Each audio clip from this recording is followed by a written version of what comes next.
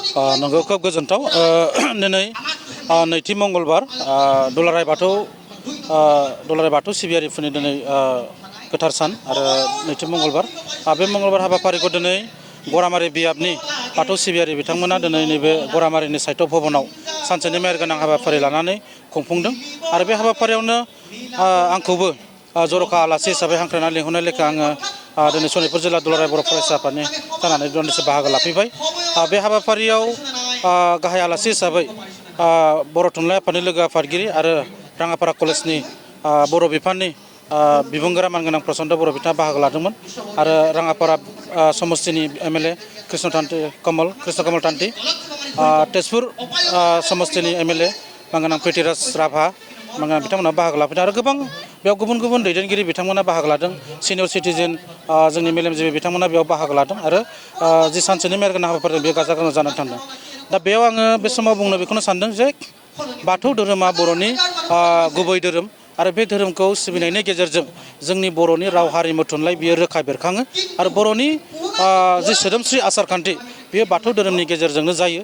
दा बेखायनो आङो बुंनो सानगोन दिनै नैबे बाथौ धोरोमनि जे नैथि मंगलबार बेखौ सिगांनिफ्रायनो फालिबोबाय थाखादोंमोनब्लाबो थांनाय 2 बोसोरनि सिगां आसाम सरकारा बेखौ मोनसे स्वीकृति होबाय, गनायथि होबाय जे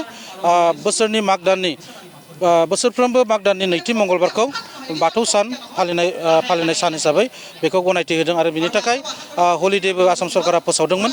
दा बेखौ आङो खोब गोजोननाय मोनदों। बेबायदिनो बाथौ सिबियारिफोरनि गेजेरजों जोंनि बर' हारिनि गेजेराव खौसेथि आरो अनलायनाया अराय थाथों आरो जोंनि धोरोमनि जे राव आसार खान्थि हारिमु दामजुफ्रा बेयो अरायसम जोरनानै थाथों। जों आसा खालामगोन दिनैनि बे गोथार साननि गेजेरजों बाथौ धोरोमनि गेजेराव मोनसे अनलायनाय आरो जौगानाया फैथों। आं बेखौ आसा खालामनानै दिनैनि जि बाथौ सान नैथि मंगलबार बेयाव बाहागो लाफैनो मोननानै गोजोननाय बेखौ फोरमायबाय। दिनै नैथि मंगलबार गोथार सान, बे बाथौ सानाव आङो साफ्रोमबोनिसिम आंनि गाहाम हामलायनायखौ जासिहरबाय आरो सनितपुर जिल्लानि गरामारियाव दिनै बाथौ गौथुमा जि हाबाफारि लादों बेयाव बाहागो लानानै जोबोरैनो गोजोननाय मोनदों। नाथाय बाथौनि जि गोथार जोंनि माखासे आसार खान्थि दङ, सुबुं फोथायनाय दङ, धोरोमारि सान्थौ दङ, बेनि फारसे जों दाबो गोबां बिथिङाव सांग्रां जानांगौनि गोनांथि दं आरो बर'नि जि जोंनि धोरोमारि दामनाय देनाय हारिमु बिथिङाव जों बाहायब्लाबो गुबैयै धोरोमजों सोमोन्दो गोनां जेरै खाम, सिफुं, सेरजा, जथा। दा बे खाम, सिफुं, सेरजा, जथाखौ जों बर'फ्रा बायदिसिना रंजाथायारि हाबाफारियावबो बाहायनाय नुनो मोनो आरो धोरोम सिबिनायावबो आर'जावबो जोङो बेखौ बाहायो। दा बेनिखायनो बे जिहेथु जोंनि फुजिनाय जोंनि धोरोमारि सान्थौजों बे दामग्रा बेसादफोरा जोंनि हारिमुनि बेसादफोरा सोमोन्दो दङ। दा नुनो मोनो खायसे बिथिङाव बेखौ दिनै आइजोफोरनि आखायावबो गथायनाय नुनो मोनो। नाथाय बाथौ सान्थौनि बादिब्ला खाम, सिफुं, सेरजा, जथाया जोंनि गुबैयै आर'ज धोरोम सिबिनाय जिनि थाखाय गुबै दामग्रा बियो बिनि गोथारथिखौबो लाखिनाया गोनांथि दं। दा असमिया समाजाव जों नुनो मोनो बिसोरो धुलखौ बाहायो बिहु मोसानायनि थाखाय रंजाथायारि दामजु हिसाबै। नाथाय बिसोरनि धोरोम सिबिनायाव खुलखौ बाहायो बिसोरो। बे खुलखौ माब्लाबाबो बिसोरो रायजो राजानि रंजानायनि थाखाय बाहाया, बेखौ धोरोम सिबिनायनि आर'ज मोन्थोरनि थाखाय गोथारैनो दोनदों। दा बेबायदिबो जों खाम, सिफुं, सेरजा, जथानि गोथारथिखौबो जाहाथे बर' माहारिया लाखिनो हायो बेनि फारसेबो नोजोर होनाया गोनां। नाथाय आथिखाल समाव गोबां आइजो सिख्लाफोरखौबो जों बायदिसिना फोरबोआव जों बेखौ बाहायनाय नुनो मोनो। बेनि फारसे एसे सांग्रां जानांगौनि गोनांथि दं। आं अजद होआखै, नाथाय बेनि फारसे साननांगौ जोंहा थायो।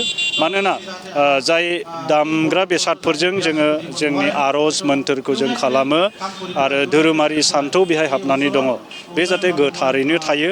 बेखौ मालाबाबो जाहाथे मोनसे रंजानायनि बेसाद आगजु हिसाबैल' बाहायनाय जाया, बेनि फारसेबो जों बर' हारिया सांग्रां जानांसिगोन। जे आथिखालाव बाथौ धोरोमारिफ्रा गोबांथार बाथौखौ सिबिबोगासिनो दङ।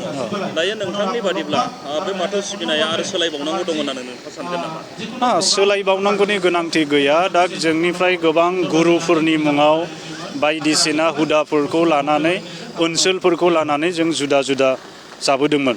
नाथाय दिनै बाथौआबो मोनसे खौसेनि मोनसे महराव फैबाय दा बेनि फारसे बयबो सन्मान होनानै बयबो मानिलायनानै गावबा गावनि हुदाखौ एसे गुबुन गुबुन रोखोमै फालिबोदोंब्लाबो मोनसे सान्थौआव मोनसे महराव बयबो खौसे जानांगौनि गोनांथि दं।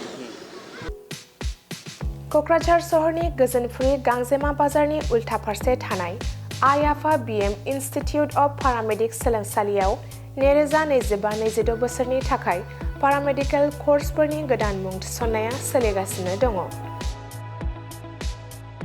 आइ आफा BM इन्स्टिटिउट अफ पारामेडिक्सआ भारत सेवक समाजजों गनायथि जानाय आरो गुवाहाटीआव थानाय बान्था आवथायनो हानाय फसंथान एसियाडिक' एकाडेमिनि सिङाव सामलायजानाय गंसे गाहाम सोलोंसालि।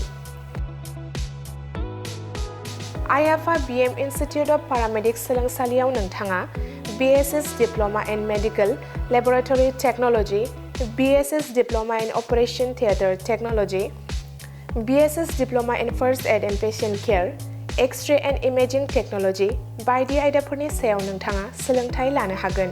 लोगोसे सोलोंथाय जोबनायनि उनाव प्लेसमेन्टनि खाबुबो नोंथाङा मोननो हागोन। आइ आफा BM इन्स्टिटिउट अफ पारामेडिक्स सोलोंसालियाव जायखिजाया स्ट्रिमजों 12 थाखो उथ्रिसार जानो हानाय फरायसुला फरायसुलिफोरा बे सोलोंथायनि खाबुखौ लानो हागोन। थारैनो नोंथाङा जुदि सावस्रि फाहामथायनि सोलोंथाय लानो गोसो जानानै दङब्ला अब्ला गोबाव खालामाजासे आइ आफा BM इन्स्टिटिउट अफ पारामेडिक्स सोलोंसालियाव थाबैनो सुलाद लादो। सुलाद लानो एबा आबुङै मिथिनो थाखाय 9395899391 एबा 8135971844 मबाइल नाम्बाराव फोनांजाब खालामदो।